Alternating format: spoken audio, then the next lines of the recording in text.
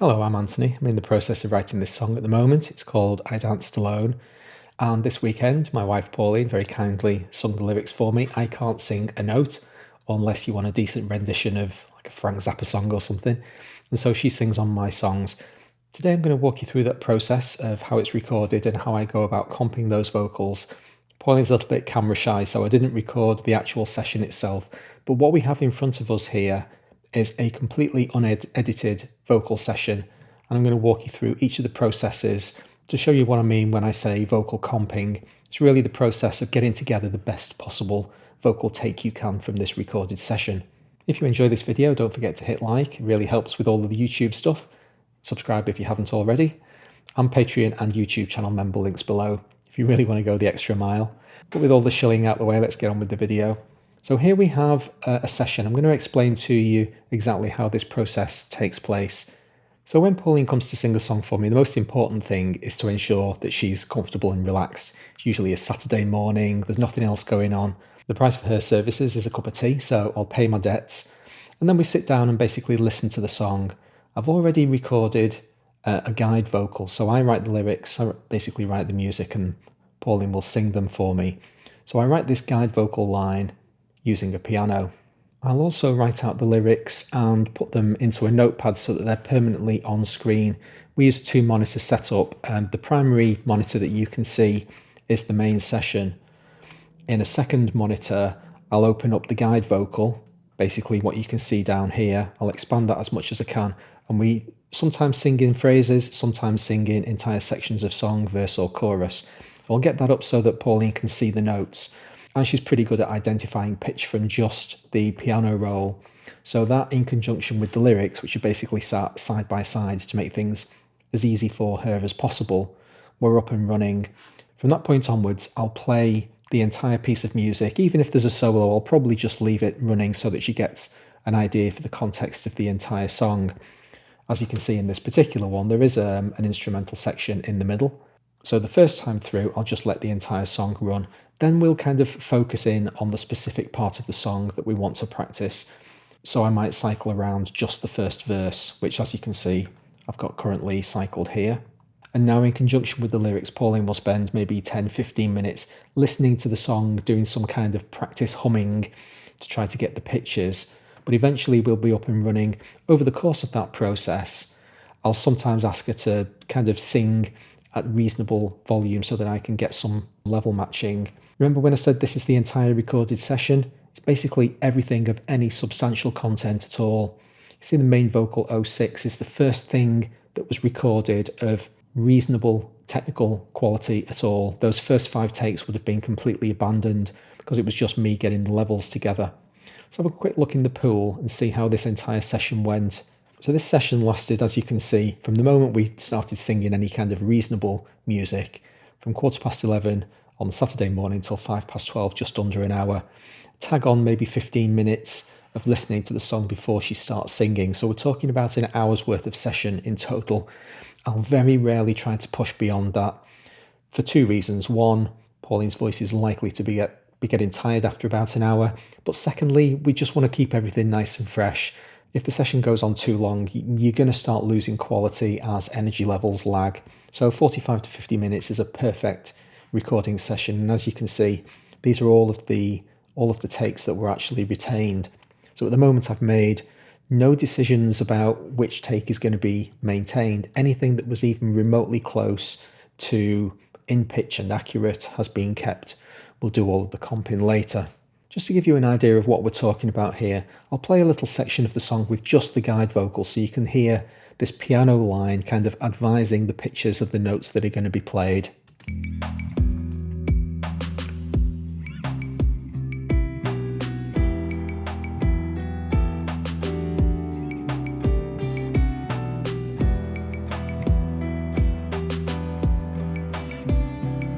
Okay, so that's the first kind of couple of phrases, the first quarter of the verse. With that in mind and leaving that guide vocal running in the background, sometimes we'll mute it, but more often than not, I'll actually leave those piano notes there.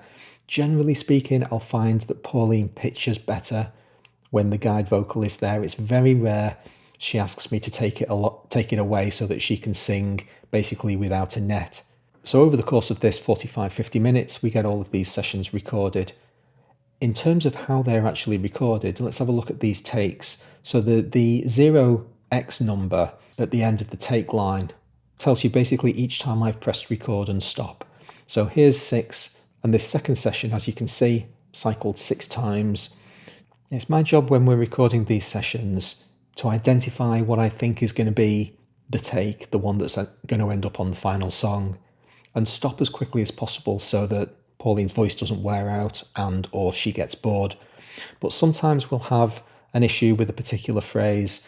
So you can see around 23 and a half, there was a phrase here that she just basically started to struggle with. Actually singing it correctly at one point, and then, as you can see, kind of visually, just started to fall out. This is the phrase. Awkward and afraid to change my ways. Okay, but then for some reason, it started to kind of go awry. So there were a couple of takes, we're singing around in cycle, and I'm not at this point convinced that I've actually got a decent take. So this is the point at which things start going out. Afraid to change my ways. So that's the first time when she has a bit of a blip, and then you get this kind of mental block. Afraid to change my ways. And she loses what she's actually singing. So at this point we stopped the song and I went back and I said, do you want to listen to one of your previous takes? This is what you sung. And then she went back and had another couple of goes at it. Afraid to change my ways. And these were both absolutely fine. The reason I mention this is because these are takes 11 and 12, which were done independently because I was literally just trying to catch a single phrase. I work in blocks of silence. You'll see this fairly shortly when I'm going to split up all of these vocal performances into phrases. And this phrase here, Afraid to change my ways. I just wanted to make sure I had another couple of takes in case I didn't have a decent one. We'll pick up that story a little bit later on. So that's takes 11 and 12. What we then do is jump over to verse 2. So Pauline likes to maintain that kind of vocal consistency. Rather than sing a chorus and forget what the verse sounds like and then come back and sing it again, she'd rather jump through and sing all of the verses. Now there's only 2 verses in this song. So as you can see, take 13 was where we jumped up to verse 2. And that was done over a couple of sessions. I've no idea what this silence 17 is at the bottom. But that's verse 2 being sung. With 14 finished, we now jump into the chorus. Here's take 15. And once again, you can see me pressing record. So there'll be a period of time in between 14 and 15. Let's see how long it took her to learn the chorus. So here we are. Here's verse 2 being sung, 11:39. That probably takes a couple of minutes. And then there's a 15-minute section gap in between 14 and 15. That's the process of Pauline listening to the chorus with the piano guide in the background, just kind of getting the song embedded in her head. Then she's ready to start singing. Something else that I ordinarily find over the course of these sessions is that I'll press record before I really think that we're actually going to get that perfect take. I don't want to push my luck and not have pressed record if Pauline accidentally, because she's not fully embedded, but sometimes she'll absolutely nail it and I didn't press record and then I'm annoyed.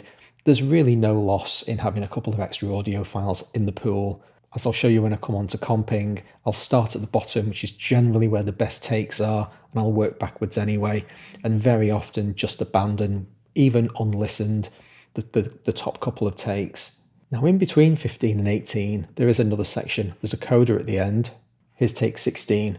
So we'd finished the chorus. We were kind of thinking maybe that was okay, but it might be nice if we've got time at the end of the session to come back and have another go at it. I wanted to get at least one copy of the coda down.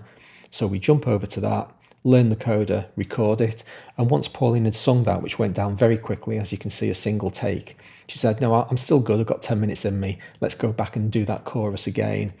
This is the point at which I think I accidentally cycled around the wrong verse. That's why we've got a 17 over here, which is just me realizing I'm an idiot. Set the loop points on the correct part of the song. And then we have take 18. This is basically kind of getting back into the vibe and then start singing halfway through the chorus. So that's the kind of the roadmap of that 45 to 50 minute session where we're actually doing the recording. I try to keep it as relaxed and fun as possible. I mean, I absolutely love the fact that my wife sings on my songs. This is just an enormous joy to me. I'm hugely privileged. and we do have an awful lot of fun when we're recording them. Pauline's given me specific permission to show you this little bit of, it's a snippet of a song over here. So this is when she's singing the chorus, and Pauline is a very emotional person. Sometimes she'll just start crying in the middle of singing the song and have to stop. We've got this thing where when she does it, I'll kind of look at her and go, oh, gone again. And it's funny. When you hear this, I'm not being mean when I'm saying, come on, come on, come on. It's part of the joke, and as you can hear, she's laughing along. So anyway, she's given me permission to let you listen to this. This is Pauline having one of her breakdown moments. And with these words and my music, I'd like to tear down the wall. I can hear her going. And then we might dance together. And there she's gone. Need a big breath, big breath. So obviously this is looping. No. And at that point it's like, okay, let's abandon the take, have a cup of tea, calm yourself down, get back in the zone and start singing again. So they're just enormous fun. Just wanted to share that little moment with you. So the session's been recorded, the talent's putting their feet up, watching a bit of telly. Now it comes to the process of preparing the comp. What I've jumped forward to here is the process where I've gone through the entire song, finding every breath, every pause where there's a significant gap is a perfect opportunity to cut the vocal performance up. These are the sections of song that are going to be comped. Now, sometimes these phrases will have breaths that might not coincide and end up not sounding natural. That's something that I always need to be aware of. And when I'm doing the comping process, I will listen to each phrase individually, but then I'll go and listen to it more holistically as well. The first process, however, is just to find all of the silences. So I'm not even listening to the song at this point. Just basically chopping the entire thing up. And the way to do it, I'll just do one by way of example. If you have the comp tool enabled and you have your lanes open, see show lanes. If I hold the Alt key down with the comp tool, it turns it into a pair of scissors which will cut every take. So if I cut there, for instance, that's just chopped up every take at that section. So you've got this beautiful alignment which makes it really easy to then move from one phrase into the next. Now sometimes I'll be overzealous, like I say, I'm not even really listening to the song at this point where I'm chopping it up, I'm literally just looking for silences. But I do also usually have half a mind on trying to work in 2-bar sections. That I find is the perfect opportunity for me to be able to see plenty of data on the screen, but have some kind of musical continuity rather than it being too stop-start. In this particular case, I actually became a little bit too overzealous and chopped up a little bit too much, but that's not a problem at all. You can glue these things back together. Any 2 takes that have been previously chopped up, I can open the glue tool and I can stick them back together. Just as a point to note, you might not have ever noticed this, if one of the 2 events is selected and you glue them together, then they don't glue together properly. As you can see, take 6 has now been turned into a kind of a composite part, but it's still actually only half the phrase. So if you're going to glue takes back together again, just make sure that neither of them are selected, and then it'll work absolutely fine. You can run up your song, gluing them all back together again if you've been over enthusiastic with your scissors. So now comes the process of actually comping. In the lower window, I'm going to have my editor open, and I'm going to make sure that Vary Audio is enabled. Function that you very much want assigned to a shortcut key is zoom to locators. If you select in the lower editor, zoom to locators, and now there's my locators set up, and in the lower view, I've got the best possible view of all of the notes.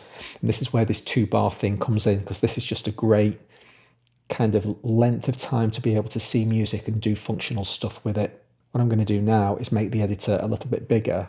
And another function that I've got assigned to shortcut keys is zoom in vertically. So I can press that. There it is in the zoom folder. Get yourself a shortcut key set up for that one. And now I can see those notes really clearly. Having said all that, and it is important to get all of your prep done first, don't kind of focus on these, because what I'm going to do now is go through each one of these takes, listening to them. The lower window doesn't always update when you use the comp tool. So if I activate each one of these events, you're actually seeing the black event. I would need to go back to the selection tool to see a different set of data. So all I'm really doing here is setting up the Vari audio. The important thing now is to listen to try to find the best one. So I have some heuristics when I'm working with Pauline. We'll start off with generally the weaker takes as she's learning the thing, her voice is kind of gaining confidence. Every now and again, as I said earlier, she will just absolutely nail it. So I need to be aware of that possibility. But generally speaking, I'm going to start off at the bottom because that's typically where the strongest takes are. In this particular instance, spoiler alert, I'm going to end up choosing take 5, but let's listen to them in sequence. And you'll hear different cadences, different kind of mannerisms of song, and I'm really listening for the best, kind of most natural feeling phrase.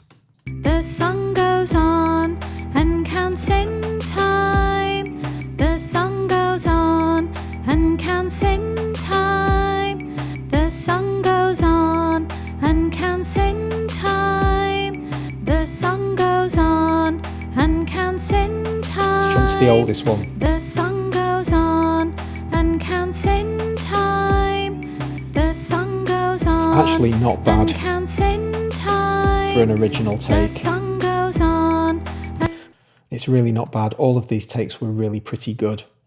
The sun goes on and counts in time. But ultimately, the sun goes on and counts in time. I'm going to choose that's the best one to keep. So having chosen that's going to be the one, I'm going to basically delete all of the rest of them.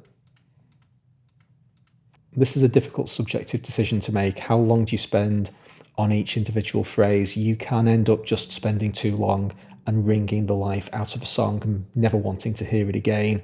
So I'll try to be reasonably prompt with making these choices.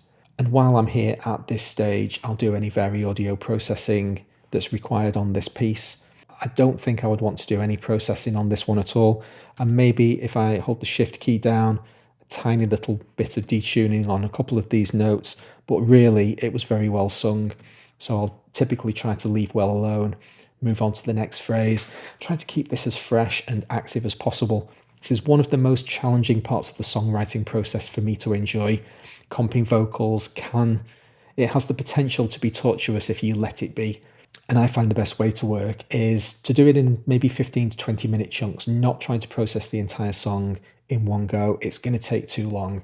I'm going to lose the ear. I'm going to lose my ability to identify the good takes, but it's also going to drive me absolutely crazy. Listening to phrases go round and round and round is a shortcut way to insanity. So just make sure to try to guard against that. You want to make every part of the process as fun as possible.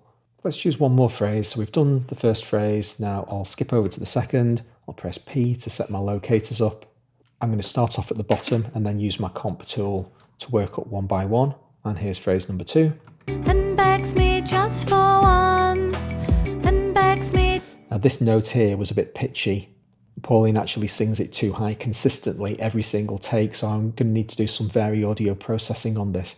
When you get to the take that I actually select for this part, which is take 4, you'll see that it's really quite pitchy, but it's the best sung with the exception of one note, so I'm happy to correct it. So I've listened to some of these. Just for once, and begs me just for once, and begs me just for once, and begs me just for once. See, that begs is just the best of the phrases. When you put them side by side, it's quite clear that that's a better sung phrase. The problem with it, as I say, is that we have this pitchy note. So here's the A going over a semitone sharp, which is quite rare. Pauline's usually very good with pitch, but it's a very simple process to just drag that down so that it's actually in pitch. Now I've got this kind of curious artifact. Probably wouldn't even be able to hear it, but I will smooth it out a little bit. Let's just make sure I've not damaged anything.